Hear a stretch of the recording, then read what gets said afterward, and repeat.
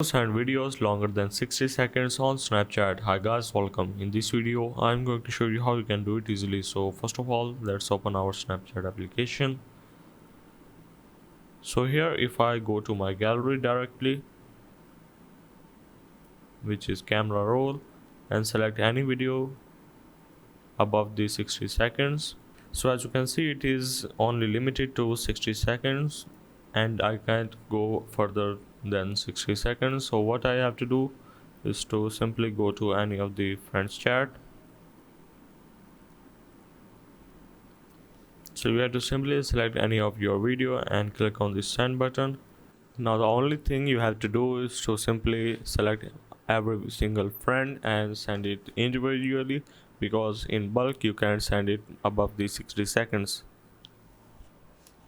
and it will send your video. So that's how basically you can send a video longer than 60 seconds on Snap.